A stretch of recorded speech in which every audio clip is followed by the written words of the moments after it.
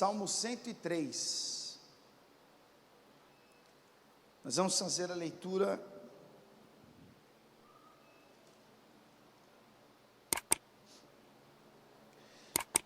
do verso 1 até o 5. Vamos lá? Salmo 103, versículo de número 1, está escrito assim: bendize, ó minha alma, ao Senhor, e tudo que há em mim, bendiga o seu santo nome. Bendize, ó minha alma, ao Senhor, e não te esqueças de nenhum dos seus benefícios. Versículo 3, ele vai falar agora dos benefícios. É Ele que perdoa todas as tuas iniquidades e sara todas as tuas enfermidades, que redime a tua vida da perdição e te coroa de benignidade e de misericórdia, que enche a tua boca de bens, de sorte que a tua mocidade se renova como a águia. Amém? São palavras de Davi, que louva a Deus por sua bondade, por sua graça, pelos benefícios que recebera do Senhor. Curva a sua cabeça, feche os teus olhos, por favor. Pai, nós te louvamos, ó Deus, por todos os benefícios que o Senhor tem nos dado. Te louvamos pela tua grandeza, te louvamos pela tua graça, pela tua misericórdia, como o salmista Davi.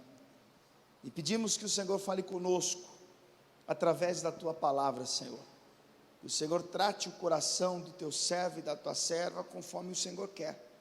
Que essa palavra produza edificação, renovo a nossa vida, Pai. Em nome de Jesus, amém. E graças a Deus. Senta um minuto aí no seu lugar, por favor.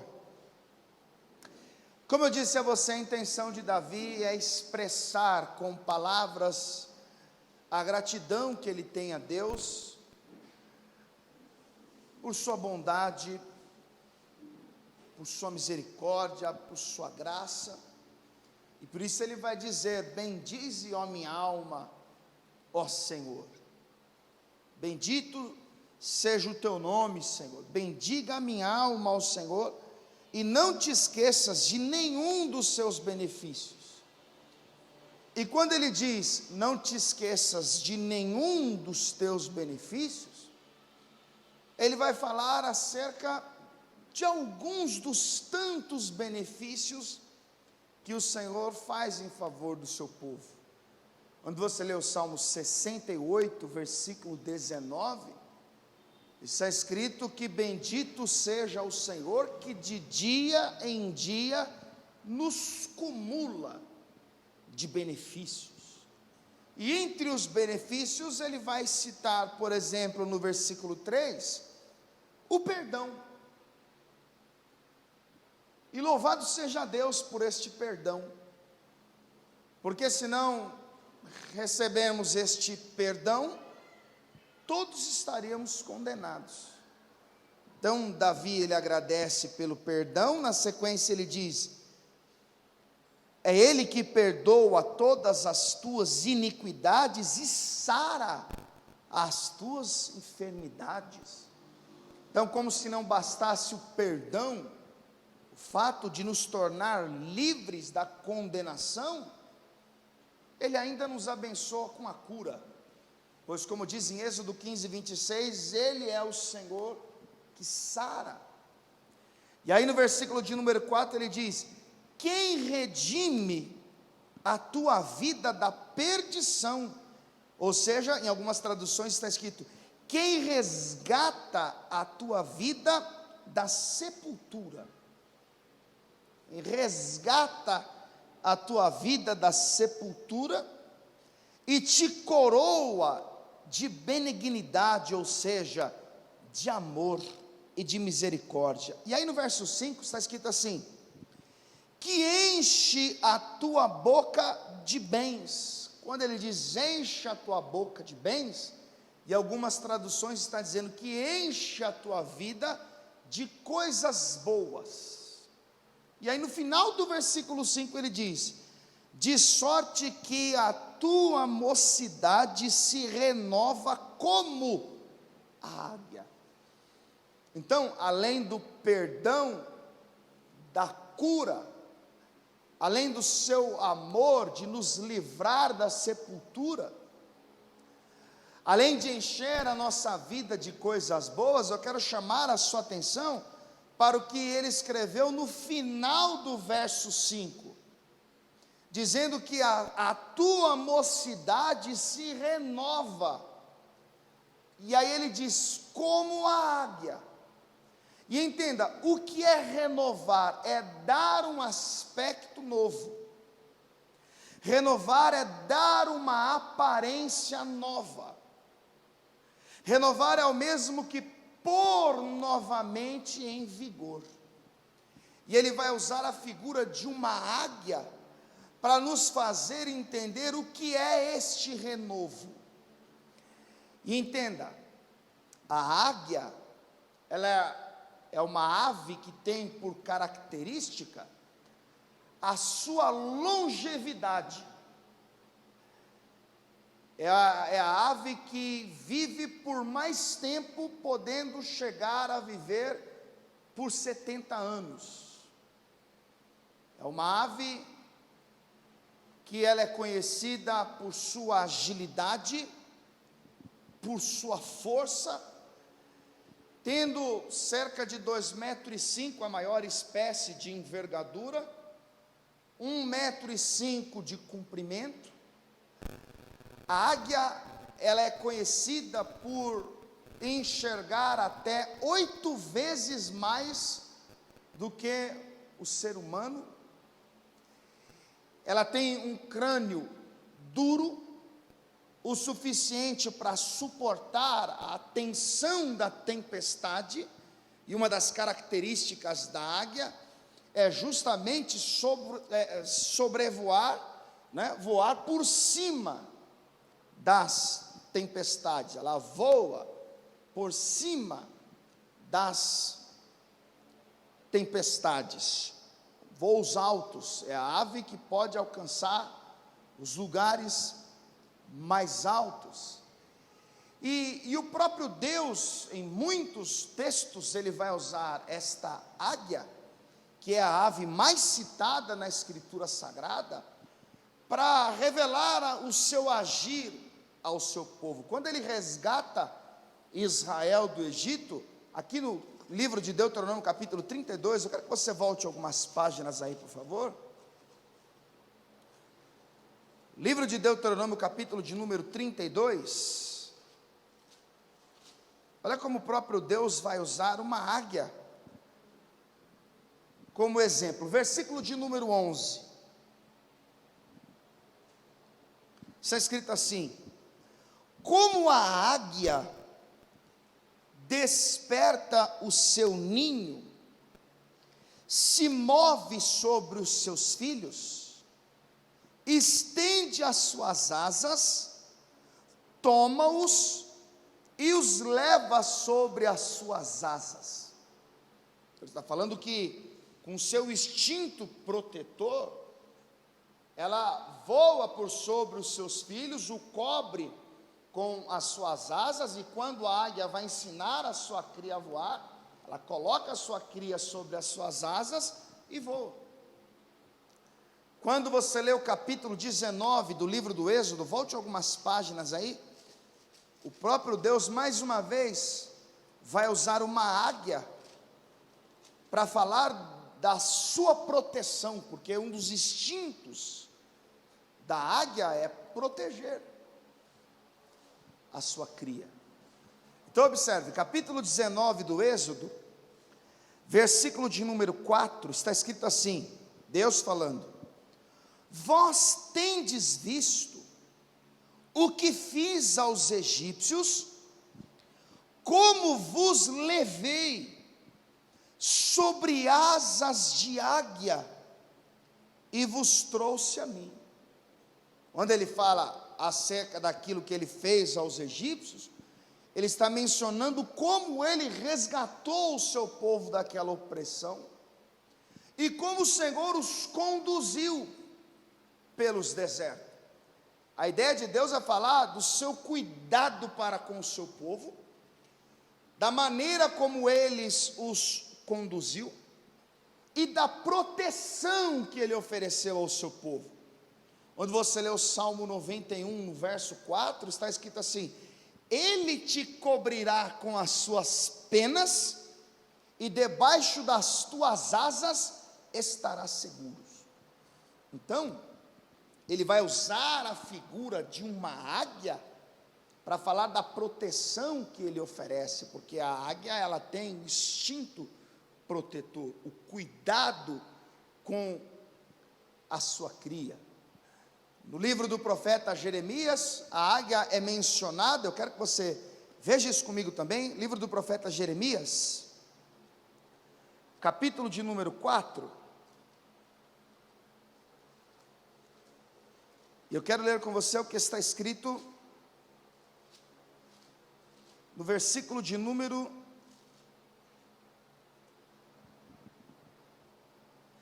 13. Jeremias capítulo 4, versículo 13, está escrito assim: eis que virá subindo como nuvens, e os seus carros como a tormenta, e os seus cavalos serão mais ligeiros do que as águias. Então, a águia, ela é conhecida pela sua força. A águia, ela é conhecida pelos seus voos que são altos.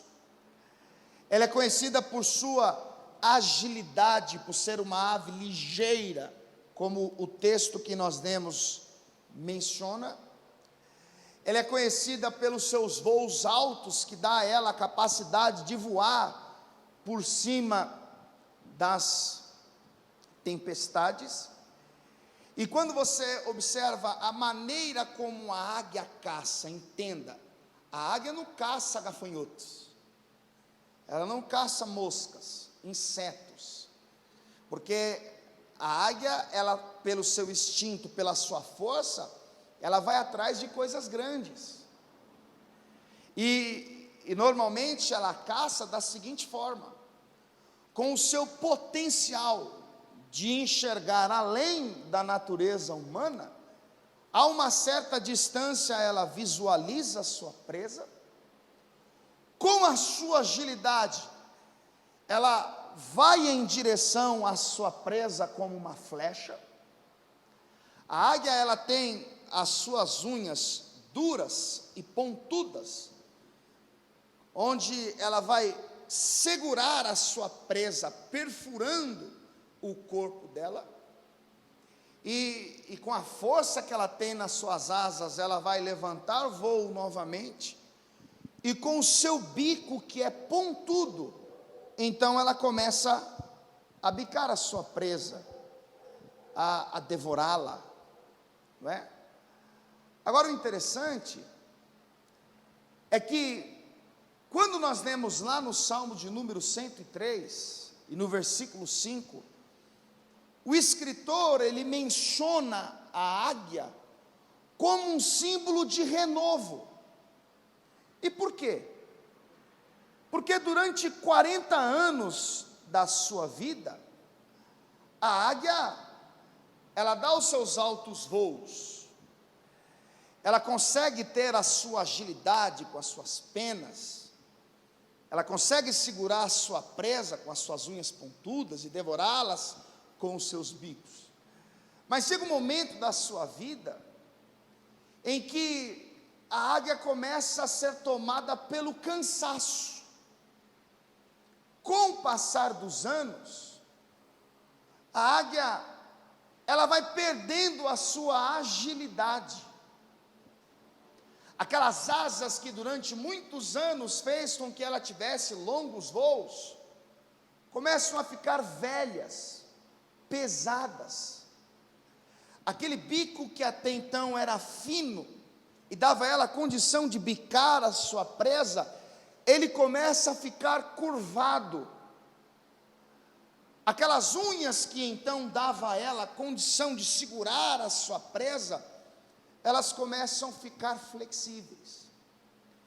E então a águia, no seu 40º aniversário, já tomada pela velhice, ela precisa tomar uma séria e difícil decisão. Ou ela parte para um doloroso processo de renovo, ou então ela aguarda a chegada da morte. Porque com 40 anos na sua existência, depois de ter passado tantos anos, ela já não tem mais o mesmo aspecto, ela já não tem mais o mesmo vigor, ela já não tem mais a mesma força. O bico encurvou, as penas envelheceram, as unhas se tornaram flexíveis. Então, ou ela espera a morte chegar, ou então ela parte para um penoso processo de renovo. E entenda, este penoso processo de renovo acontece da seguinte forma: a águia, ela precisa encontrar todas as forças do mundo para conseguir levantar um voo mais alto para uma montanha alta e sair de cena. Este processo de renovo da águia, quando ela encontra este monte, este lugar alto, ela começa a pegar aquele bico que envelheceu e que se tornou um bico curvado, e ela começa a colidi-lo contra uma rocha. Ela começa a bater este bico na rocha, nas pedras, até que ela consiga quebrar este bico de modo que ele se desprenda da sua face. E é óbvio que quando isso acontece, ela sente a dor. E quando ela consegue desprender aquele bico que se envelheceu, que se tornou um bico curvado, então, depois de vencer aquela dor, ela precisa esperar um tempo, para que no lugar daquele bico que foi arrancado, nasça um novo bico novo, pontudo. E quando este bico nasce, então com o bico novo, ela começa a arrancar todas as unhas que envelheceram e ficaram flexíveis. Eu não sei se você já passou por isso, ou se essa dor, ela se assemelha à dor de uma ave, mas quem já perdeu uma unha sabe que dói. Quando no primeiro século a igreja era torturada, uma das torturas que os cristãos sofriam era justamente quando homens pegavam um objeto pontiagudo e enfiavam embaixo da unha. Era uma tortura, uma dor violenta. Então, com aquele bico novo, com aquele bico recém-nascido, a águia, ela começa a arrancar unha por unha. Ela começa a sofrer as dores, arrancando unha por unha, e depois de ter arrancado todas as unhas e vencido aquele teste, aquelas dores, ela precisa esperar mais um tempo, para que as unhas crescessem, e depois das unhas crescerem, fixas, fortes, firmes, então com as novas unhas, a águia, ela começa a arrancar as penas envelhecidas. Novamente num processo doloroso, ela começa arrancando pena por pena, suportando aquela angústia, aquela dor, aquela aflição. E aí sim, depois de ter arrancado todas as penas, ela espera um período de tempo, para que as penas voltem a nascer e nasçam novas, lindas, possibilitando então, depois de um período de 5 meses, a oportunidade dela voltar a voar, e voar por mais 30 anos. E o que é que isso tem a ver com a humanidade? Porque nós lemos um texto onde o renovo que Deus oferece é comparado ao renovo de uma águia. E aí a gente precisa parar e pensar em algumas coisas referentes à nossa fé. Porque quando nós começamos a nossa caminhada com Deus, nós voávamos alto. Nós andávamos por cima das tempestades. A nossa fé estava sempre lá em cima. Não havia abalo emocional que paralisasse a nossa fé. Quando você olha para a fé de um novo convertido, você vai perceber que essa pessoa está cheia de ânimo, de coragem, de vigor, vontade de trabalhar, fazer a obra. Se há uma convocação para alguma atividade na igreja, os novos convertidos são sempre os primeiros a se colocarem à disposição, porque eles estão cheios de fé, estão cheios de vigor, cheios de vontade. Quando nós começamos a nossa caminhada com Deus, nós queremos evangelizar, nós queremos pregar, estamos à disposição para limpar a igreja, para trabalhar em todos os departamentos, não é assim? O problema é que os dias vão se passando, o problema é que com o passar dos dias, semanas, meses e principalmente os anos, o cansaço vai nos alcançando. E aquilo que antes era prazeroso, aquilo que antes enchia o nosso coração de alegria, parece não ser mais tão contagiante. Aquele entusiasmo, aquela empolgação de estar na igreja, orando, de ouvir a palavra, dá lugar a uma rotina que parece que vai ficando sem graça. As coisas já não são mais como eram. Ao invés de entrarmos na igreja e prestarmos atenção nas canções que estão sendo entoadas, de concentrar o nosso coração no culto que estamos prestando a Deus, parece que aquela sujeirinha chama mais atenção.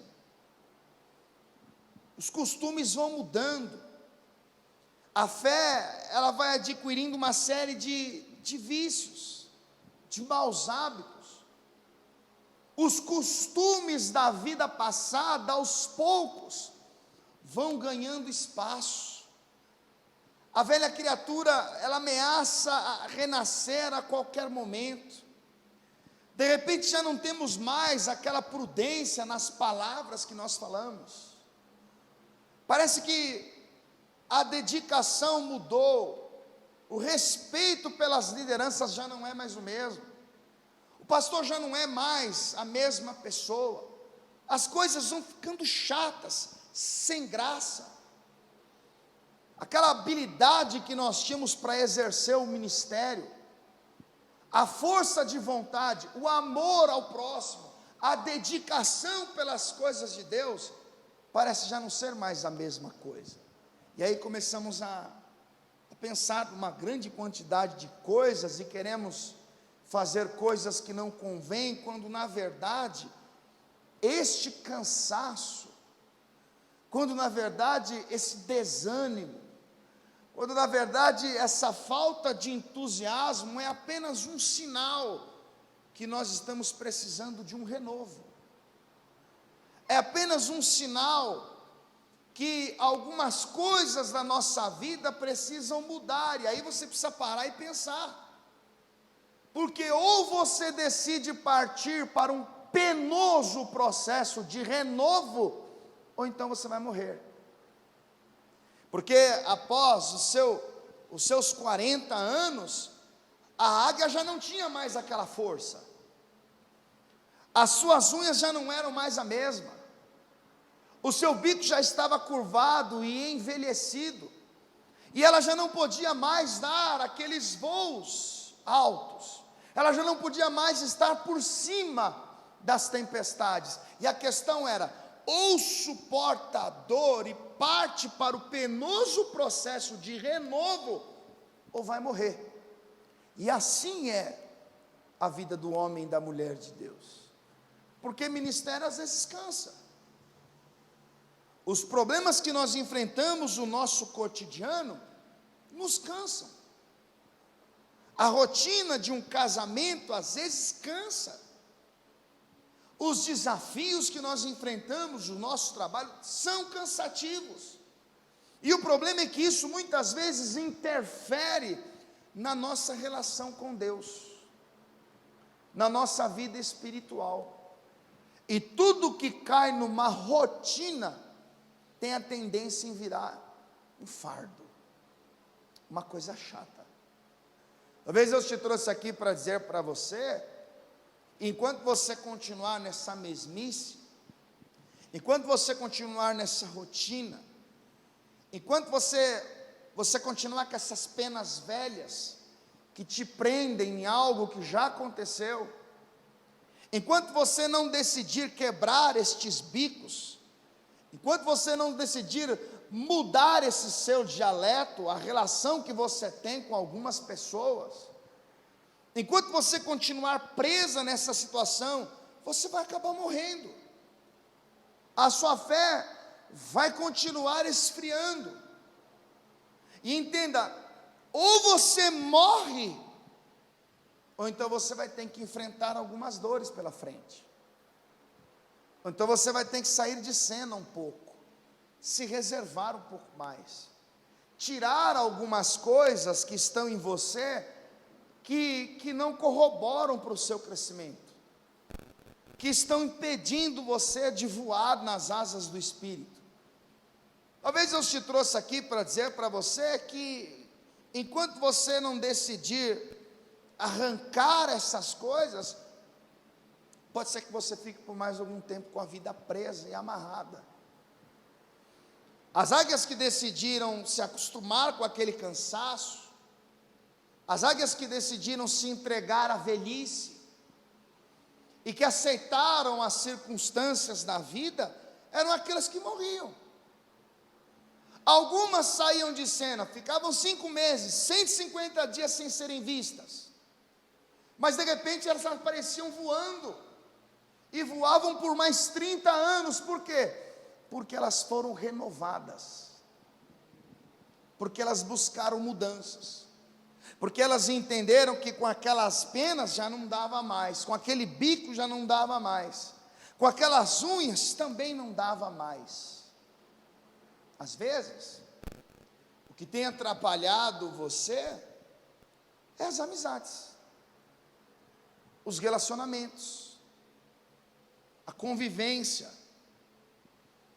Às vezes pode provocar em você uma dor, mas às vezes é necessário cortar esse cordão umbilical, essa dependência, essa carência, o desejo de estar em determinados lugares, com determinadas pessoas, o fato de você ter passado anos da sua vida envolvido numa determinada situação que hoje não te permite viver um intenso relacionamento com Deus. E eu queria dizer para você que nessa nossa carne, nessa nossa estrutura, cheias de corrupção, de desejos pecaminosos, que tem a tendência em nos colocar contra a vontade de Deus, o nosso dever é lutar contra ela, e buscar em Deus o renovo diário, constante, pedindo a Deus para que todos os dias haja esse renovo, porque entenda, o Espírito não envelhece, o Espírito não pode perder o seu vigor. Olha para a vida de Paulo, foi chamado, como o próprio Senhor disse, para padecer por causa do seu nome. Paulo Em Antioquia, ele é apedrejado e arrastado para fora da cidade, dado como morto.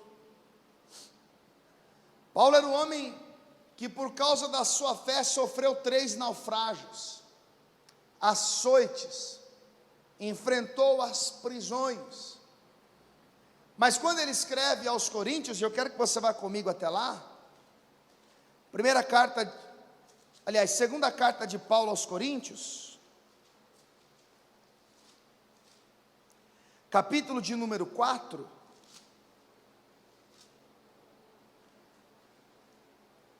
versículo de número 17, versículo 16, eu cito sempre esse texto, mas eu quero fazer a leitura dele com você.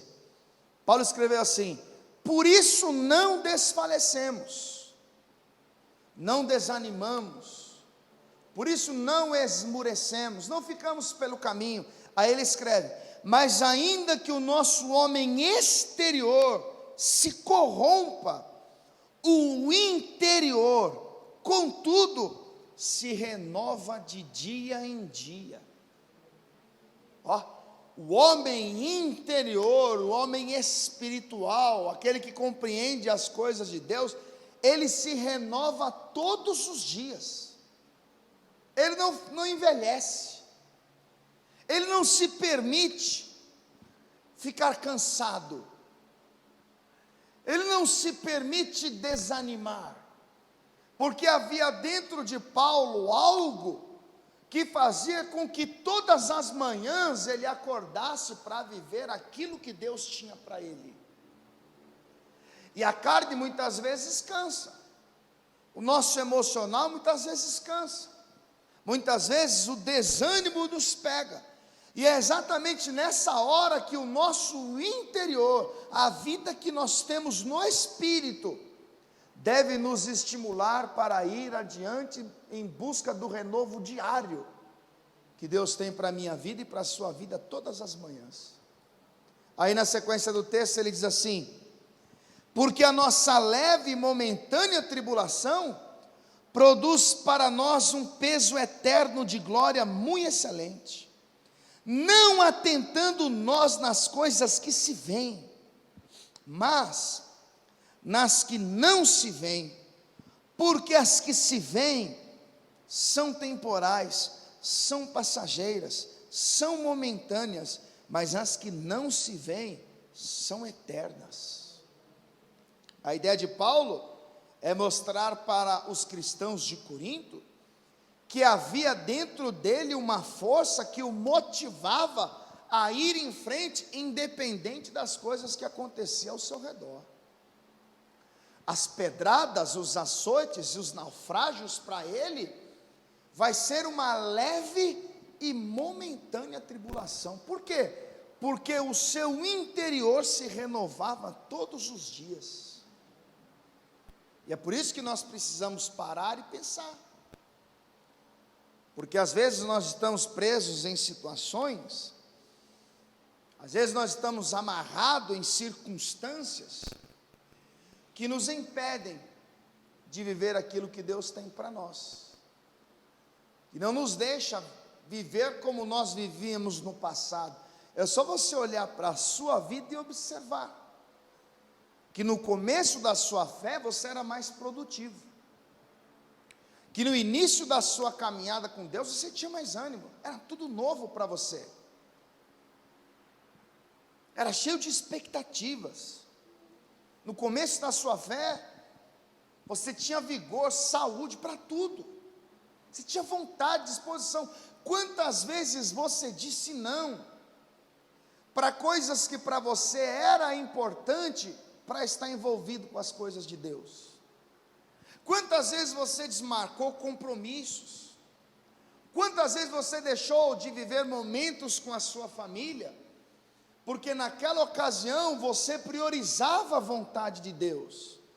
Por que hoje isso não acontece? Por que hoje as coisas relacionadas a Deus, a sua obra, é sempre deixada em segundo plano?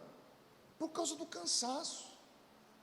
Talvez porque você se encheu e passou a viver na expectativa de que aconteceria algo que não aconteceu.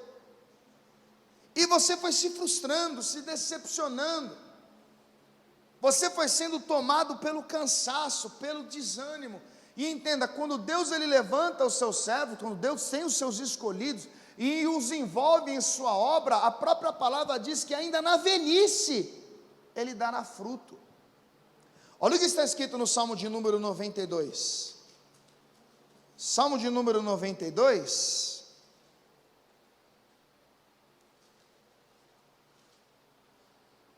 Está escrito assim, no versículo de número 12. Salmo 92, verso 12. O justo florescerá como a palmeira, crescerá como o cedro do Líbano. Os que estão plantados na casa do Senhor florescerão nos átrios do nosso Deus.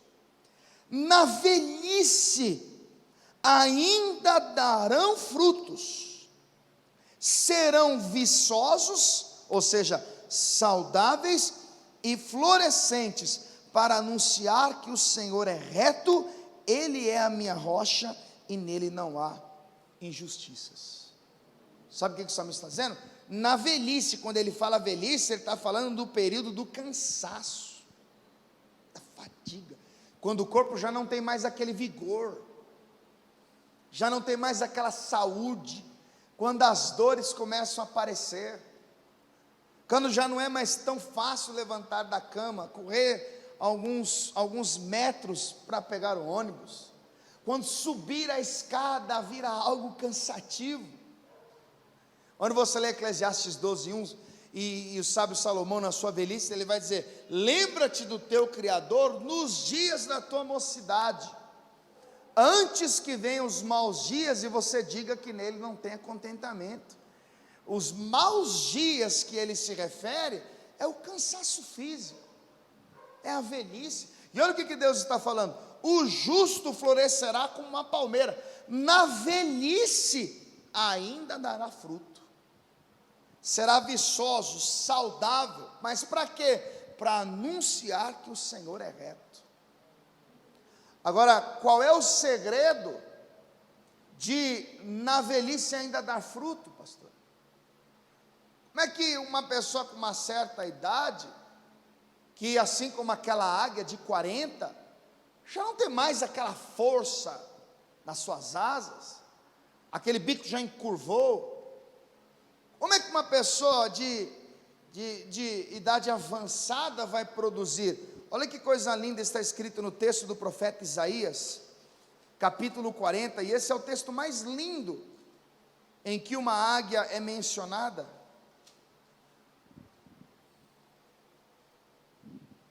Isaías capítulo 40, versículo 28, diz assim: não sabes, não ouvistes, que o eterno Deus, o Senhor, o Criador dos confins da terra, não se cansa nem se fatiga? Não há esquadrinhação do seu entendimento. Versículo 29, dá vigor ao cansado. O que é vigor? É força, vitalidade, energia, robustez. Olha a ideia do texto: o Senhor dá força àquele que está cansado, o Senhor dá robustez àquele que não tem energia, dá vitalidade àquele que está cansado, multiplica as forças do que não tem vigor algum. Os jovens se cansarão e se fatigarão, e os jovens certamente cairão. Ele está falando do vigor de um jovem, um vigor natural. Por menor que seja a idade, sabe, uma criança normalmente, ela brinca o dia inteiro, ela corre de um lado para o outro, mas de repente ela apaga, por causa do cansaço, da exaustão. Então ele está dizendo, o jovem com o seu vigor, com a sua vitalidade, com a sua força, ele corre, mas ele se cansa, mas ele tem o seu limite.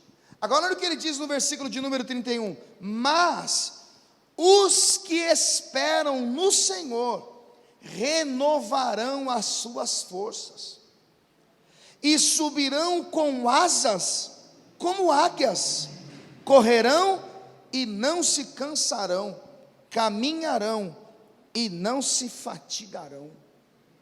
Ele menciona uma águia para mostrar justamente a sua capacidade de sobrevoar as tempestades. Irmãos, Deus quer que a sua fé seja como uma águia. Você, como servo de Deus, precisa enxergar além daquilo que uma pessoa natural enxerga, porque o homem natural não compreende as coisas de Deus, porque lhe parecem loucura. Aquele que enxerga pelos olhos da fé, enxerga além daquilo que está diante dos olhos. O que Deus quer é que diante das tempestades que nós enfrentamos na nossa vida, nós estejamos sempre acima delas, voando alto. O lugar da águia é no alto. Deus quer ver você em cima. Deus quer que você esteja por cima da angústia, do medo, da aflição, da impaciência, das crises e de todos os maus que lhe sobrevêm. Deus quer ver você por cima. Deus quer que você entenda que chega uma hora, um momento da nossa fé, da nossa vida, que todos nós precisamos de um renovo. Talvez Deus te trouxe aqui para dizer para você que o renovo que você precisa é no seu casamento. Deixou cair na rotina, todas as vezes a mesma coisa, procura fazer alguma coisa diferente. Leva essa mulher para tomar um sorvete, 5 conto a casquinha, irmão. Pega esse moço, leva ele para algum lugar, faz alguma coisa diferente. Porque novos ares, novas situações, você quer viver o que você nunca viveu, comece fazendo aquilo que você nunca fez. Porque o renovo que nós precisamos, não é somente na vida espiritual não, irmão.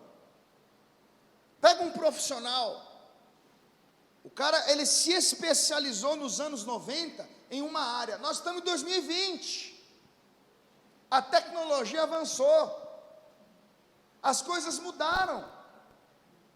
Eu lembro que o profissional de eletrônica, ele consertava aquelas TV de tubo, que você desmontava ela e tinha um monte de componente. Hoje uma placa resolve tudo. E o cara que não se aprofundou nos estudos, perdeu a função.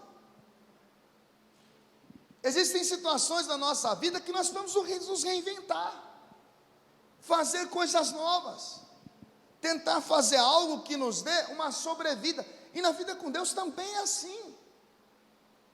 Até eu, como pastor, chegando no meu 6º ano de ministério pastoral, eu tenho procurado estudos, uma maneira de me aperfeiçoar, de conhecer mais, de procurar servir a igreja de Cristo de maneira melhor, porque senão daqui a um tempo eu vou estagnar, ficar parado. Você precisa parar e pensar nisso. Às vezes você pensa, não, mas eu não consigo emprego, porque não tenho sorte, sei o quê. O que você fez? Pastor, eu fiz datilografia. Meu irmão, não vai dar. Parou no tempo, não buscou novidades, não buscou renovo. Talvez Deus olha para você hoje e vê você fazendo para o reino as mesmas coisas que você fazia lá atrás. Deus quer que você cresça. Talvez Deus olhe para você hoje e perceba que o que te impede de crescer, de prosperar espiritualmente, é algumas coisas velhas que você precisa deixar para trás. E você precisa entender que Deus é Deus de coisas novas. Imagine aquela águia com um bico novo. Imagine aquela águia que sofreu tanto para arrancar aquelas unhas velhas. Imagine aquela águia que com as unhas novas precisou arrancar as penas velhas, mas depois de 5 meses aguardando aquele doloroso processo, e chegada a hora de alçar novos voos, ela decide levar consigo as penas velhas, o bico velho. Ela decide levar consigo as unhas velhas. Aquilo seria um problema para ela. ela não iria conseguir. E Deus é Deus de coisas novas. O próprio Deus diz em Isaías capítulo 43, versículo 18: não vos lembreis das coisas antigas, e nem leveis em consideração as coisas passadas, eis que farei uma coisa nova. Talvez Deus te trouxe aqui para dizer: olha, o perdão de Deus é uma graça, é um favor. A cura que Ele nos dá para a nossa alma, para a nossa saúde física, as coisas boas que Ele nos dá o tempo todo, como o salmista do Salmo 103, ele escreveu, são bênçãos de Deus para nós, mas Deus, Ele tem um renovo diário para mim, para você. O que Deus quer é olhar para mim e olhar para você e enxergar uma águia renovada e não uma águia velha. O que Deus quer é perceber que quando a tempestade vem, nós temos estrutura para lidar com elas. Eu disse no início da mensagem que a águia, ela tem o crânio duro. Então, quando surgem as tempestades de vento, ela consegue suportar aquela instabilidade e ela atravessa a tempestade estando por cima delas. E o que Deus quer, o que Deus espera de mim, de você, é que quando a tempestade vem, nós tenhamos estrutura para suportá-las. E venhamos assim como a águia está por cima do mal que acontece no nosso cotidiano. O que Deus espera da igreja é isso. É um renovo diário, como Paulo escreveu na carta aos Efésios, no capítulo 4. E eu quero que você vá comigo até lá para a gente ir concluindo. Efésios capítulo de número 4, versículo de número 22, está escrito assim: que quanto ao trato passado, vos despojeis do velho homem, que se corrompe pelas concupiscências do engano, e vos renoveis do espírito do vosso sentido, da vossa mente. Olha Paulo falando para a igreja acerca do renovo, de renovar, de dar um novo aspecto, de colocar em vigor. Você precisa, com base nessa mensagem, parar e pensar: qual é a área da sua vida que você estagnou, que você paralisou, e que você entende que não anda? Puxa, pastor, olha, eu percebi que de um tempo para cá, eu não tenho tido sorte no trabalho, eu não paro em lugar nenhum, não tenho sucesso em nenhuma área. O que você pode fazer para mudar? Qual é o desafio que você vai assumir daqui para frente? Que curso você poderia fazer para mudar essa história? Porque entenda, tem coisas que são impossíveis ao homem, e estas, quem faz é Deus. Agora, tem coisas que não é Deus que vai fazer por mim e por você. Tem coisas que quem vai ter que fazer somos nós. Existem momentos da nossa vida que nós temos que entender que é melhor suportar a dor da mudança, é melhor suportar a dor da renúncia, é melhor lidar com as dores que o renovo promove, para então começar a voar com liberdade, do que ficar parado esperando a morte chegar, do que ficar estagnado vendo as coisas acontecer ao nosso redor, vivendo um desgosto, uma tristeza, uma melancolia. Toda ave, depois de 5 meses de tortura, de dor e de sofrimento, ela voltava a voar para viver mais 30 anos. E Deus, Ele propõe isso aos seus servos. Você cansou, chega uma hora que não dá mais, você não consegue enxergar, você não tem perspectiva de melhora.